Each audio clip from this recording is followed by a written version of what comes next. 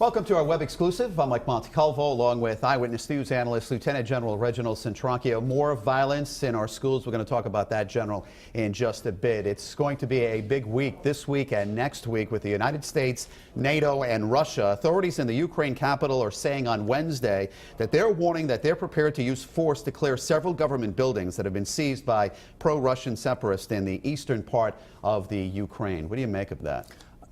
I think it's a very dangerous situation. You know, this is as close as we've been to war since the Cold War ended, having to do with the segregation, if you will, within Ukraine as to who wants to be with Russia, who doesn't. So I think it's a real test on the ability to be diplomatic and have some kind of diplomatic solution to it versus the military intervention, which would be disastrous if that happened. You know, you had mentioned a few weeks ago about gas prices and whatnot. We're finding out on Wednesday that Russia is threatening to start to charge the Ukraine for natural gas supplies. So they waited about a month, 2 months before announcing this. And you and I talked about that, and we talked about sanctions. Sanctions do not work. I mean, there's a history of that. And when you have the lever in your hand, such as Russia does, with the ability to take natural gas and use that as a leveraging tool in any kind of negotiation, or to make a statement, obviously that's what Russia's doing. John McCain went after Secretary of State John Kerry this week, saying the United States was just not doing enough with this whole situation with Russia. Do you agree with him? I do. I look at all of the past situations. In fact, he talked about a trifecta, ranging from Benghazi to our present situation in Ukraine, and all other foreign policy issues have not been met with a strong foreign policy. And consequently, that's exactly what we're facing, our inability as a nation to use our ability, as we have in the past, with a strong military to make a point.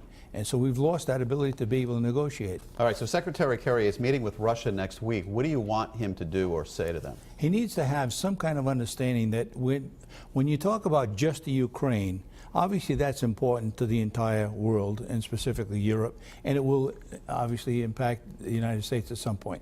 He needs to make the point that no matter what happens there, it will impact Russia also, and that Russia should be equally concerned about the European alliance as well as the United States, that whatever decisions are made, if you change things now, it will eventually impact Russia itself. That's the point he has to make. All right, closer to home, we saw more violence in our schools, General. About 20 children were stabbed in Pittsburgh. We're seeing that. We're seeing the situation at Fort Hood. Is there a common thread here? I think so. If you look at the commonality amongst all of those, we understand that you can put physical protocols and physical measures to prevent guns from being taken into the school. Now we're looking at knives from being taken into the school.